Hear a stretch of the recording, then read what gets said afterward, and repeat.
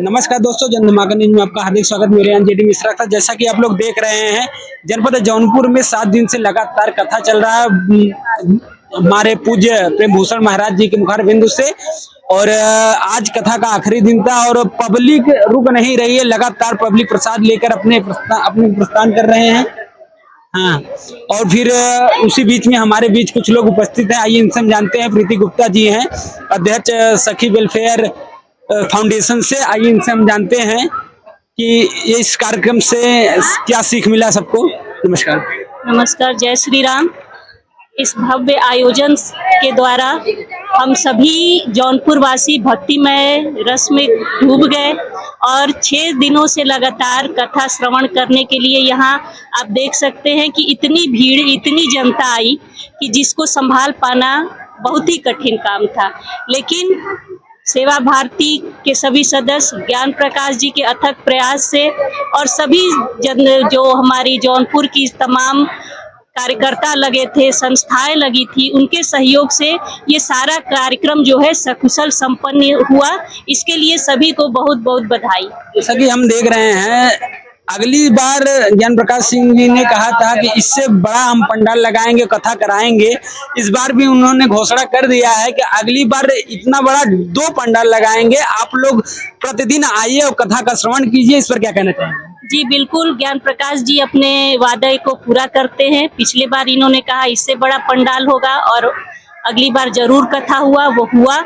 और उन्होंने फिर ये वादा किया है कि अगले साल फिर कथा होगी और इससे डबल पंडाल लगेगा। तो वो निश्चित रूप से लगेगा और संख्या भी इससे 3, 4 क्या कहते हैं 4 गुना 5 गुना जितना संख्या तो मतलब कंट्रोल नहीं हो पा रही है, लेकिन सब आती रहेगी और ऐसे ही सकुशल संपन्न होता रहेगा।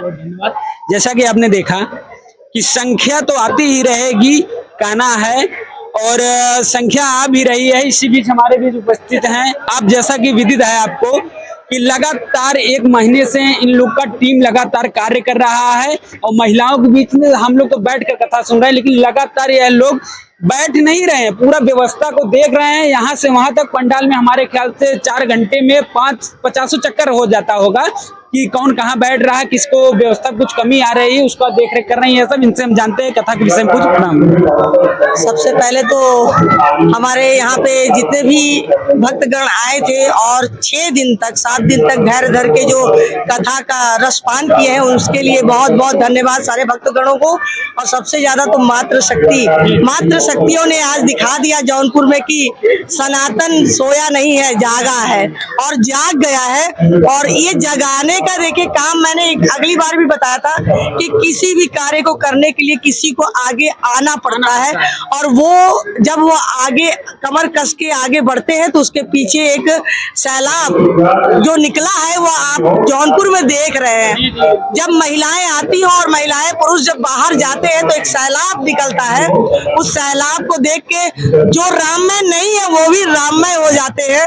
और मैं अपने श्री रामचंद्र जी से और सामने हमारे हनुमान जी विराजमान हैं, उनसे यही प्रार्थना करूंगी कि हमारे जौनपुर के सभी नागरिकों को सद्बुद्धि दे और वो लोग भजन कीर्तन के ओर अपने आप को ले जाएं।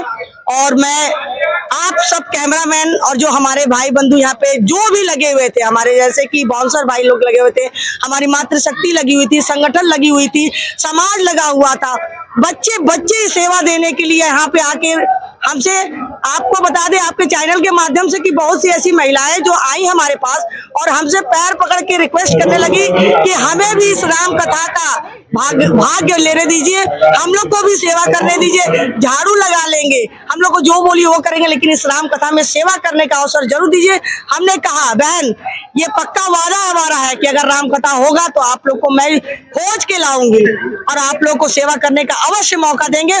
और मैं चाहती हूँ कि राम कथा फिर दोबारा इस जौनपुर में फिर से हो अगले साल और हम लोग इससे भी ज्यादा संख्या में, जहां से बहनें नहीं आ पाई हैं वो भी बहनें यहाँ पे आएंगी और राम कथा को सुनेंगी। आप लोग के सहयोग से राम कथा बहुत अच्छा से हम लोग आज लास्ट दिन था, बहुत धैर्य पूर्वक, जो कि भीड़ बहुत ज्यादा थी।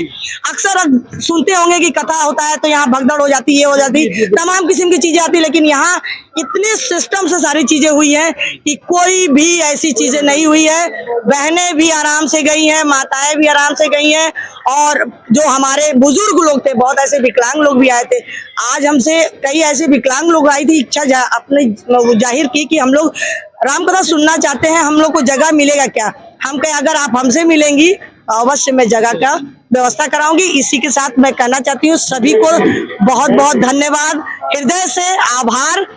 जय श्री राम। देखा कि कथा के बारे में सब कितने उत्साहित हैं और अगली बार कथा के लिए और भी इससे दोगुना भीड़ के लिए तैयारी अभी से चालू हो गई है।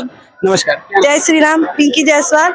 मैं बहुत छोटे में बोलूंगी कि जब अयोध्या में हमारे राम जी आए थे, मोदी जी, योगी जी जब हमारे राम जी को लाए थे तो उनको हनुमान जी की उपाधि दी गई थी।